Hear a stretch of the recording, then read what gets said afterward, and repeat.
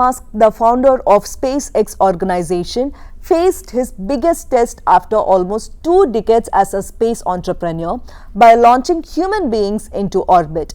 The May 27th launch, known as Demo 2, serves as a final test of SpaceX's entire system for transporting people to the orbit, which is the last step to winning NASA's approval for regular crewed flights to the space station. The history of space flight is made up of moments like Yuri Gagarin's orbit of the Earth in 1961, Neil Armstrong's one small step onto the moon in 1969, and the loss of Space Shuttle Challenger in 1986. SpaceX's launch may not end up similar to those events, but it will mark the first ever ride to orbit on a privately owned vehicle and the first time astronauts have flown from the US soil since the shuttle program ended in 2011. That was because in 2010, the then US President Barack Obama decided to turn space station treks over to private contractors, and since then there was no launch of astronauts into the space from the US. NASA has paid $3.5 billion to purchase 52 rides to space from Russia since 2011, including a seat on a Soyuz rocket later this year. So, it is understood that the US space missions were carried out with the help of Russia. Before we get into the details of the most recent launch by Elon Musk, let's see a few facts about the International Space Station. The International Space Station is a large spacecraft in orbit around the Earth. It is actually a science lab where astronauts work and live. It is the largest single man-made structure in the space, and its cost has been estimated at over $120 billion US. The International Space Station is a multi-nation project. Several nations worked together to build and use the space station. The intergovernmental agreement establishing the ISS cooperative framework has been signed by 14 governments, which includes USA, Canada, Japan, the Russian Federation, and 10 member states of the European Space Agency. 241 individuals from 19 countries have visited the International Space Station so far. The International Space Station was taken piece by piece into space and was gradually built in the orbit with the help of spacewalking astronauts and robotic arms. Space shuttle belonging to NASA was used to carry up the heavier pieces, and few parts were launched on single-use rockets. The first part of the International Space Station was launched by Russia in November 1998. It took 2 years to make the station ready to host astronauts. The first crew arrived on November 2000, and the construction of the space station was completed in 2011. The space station is made of parts that were actually assembled in space by astronauts. It orbits Earth at an approximate altitude of 402 kilometers, traveling at the speed of 28,163.5 km per hour. As per NASA's official website, the International Space Station orbits Earth every 90 minutes. NASA says that in 24 hours, the space station makes 16 orbits of the Earth, traveling through 16 sunrises and sunsets. The lessons learned at the International Space Station will make it possible to send humans further into space than ever before. The space station includes laboratory modules from the United States, Russia, Japan, and Europe. Crew on the ISS are assisted by mission control centers in Houston in USA and Moscow, Russia. There's a payload control center in Huntsville, which is also in USA. There are other international mission control centers that support the space station from Japan, Canada, and Europe. Astronauts spend most of their time on the ISS performing experiments and maintenance, and at least 2 hours of every day are allocated to exercise and personal care so that normal Earth-based bodily health is maintained. They also occasionally conduct media events and post updates to social media.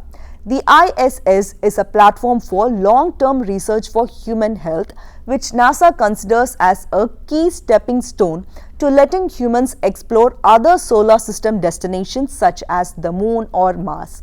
Human bodies change in microgravity, including alterations to muscles, bones, cardiovascular system, and the eyes.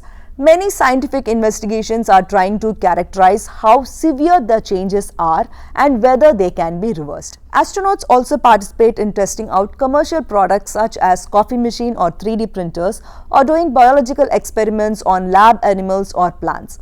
There is a specific software that monitors about 350,000 sensors, ensuring the health and safety of the crew.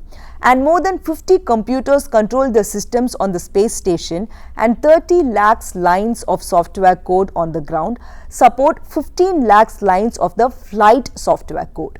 Currently, the ISS is the third brightest object in the night sky after the Moon and Venus. It can be seen from Earth without the use of a telescope. Now, let's come back to the most recent launch by SpaceX. Elon Musk founded Space Exploration Technologies Corporation in 2002 with the ultimate goal of enabling people to live on other planets. It provides commercial and government launch services on its Falcon 9 and Falcon Heavy rockets. The NASA has been a key partner of this company.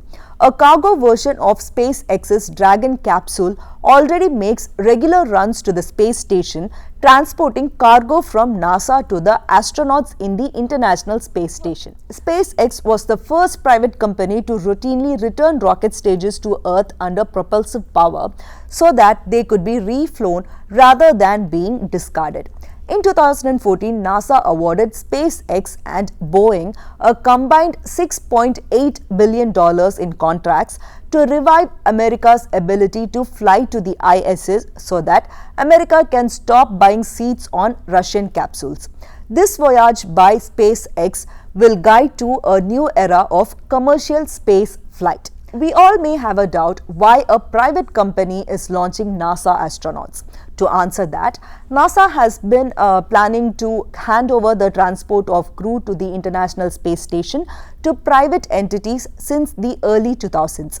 After the Columbia Space Shuttle broke up during its return to Earth in 2003, and this is the incident where we lost our Indian origin female astronaut Kalpana Chawla, the space agency focused on developing a replacement spaceship that could travel to the Moon.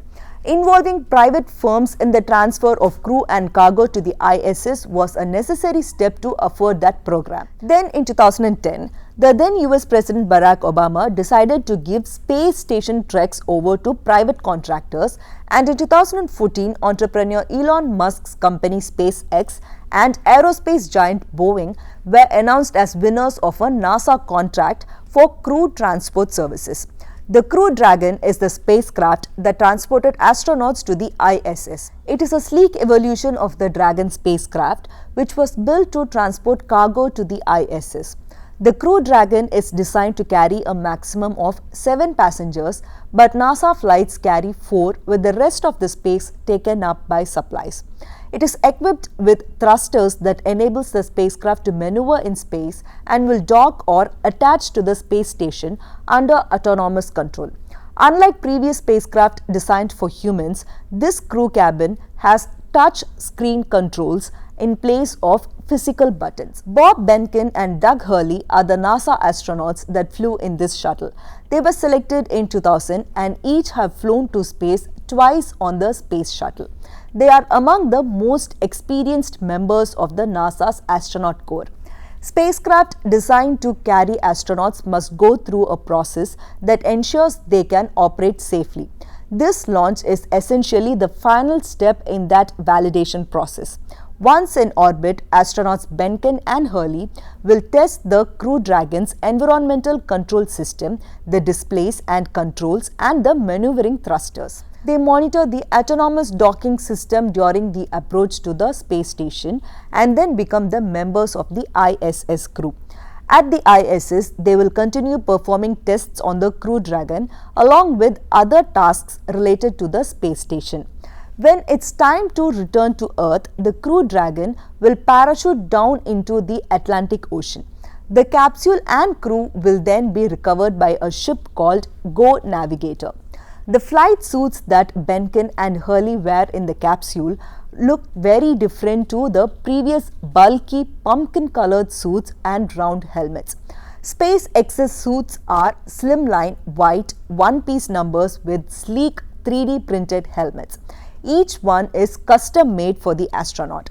They look like something from a science fiction movie, and that's probably because their look was designed by Hollywood costume designer Jose Fernandez, who has worked on the Batman, the X-Men and Thor movies. But the suits are also designed to keep the crew alive in the event of a cabin depressurization. Given that the Crew Dragon Demo 2 mission is successful, SpaceX will proceed with the 6 operational missions to the ISS that they are required to fly under their $2.6 billion contract with NASA.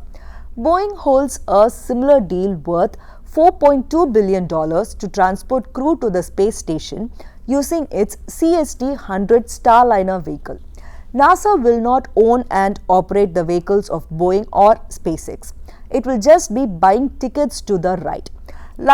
Instead of buying tickets from the Russians like they were doing earlier, they are buying tickets from American private companies.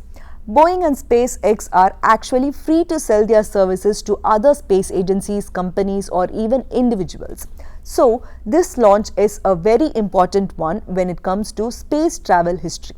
And this may also pave way to other private companies to take initiative in such missions, thereby improvising the country-owned space agencies. This is all from me. Thank you all for the support. This is Nisha PS.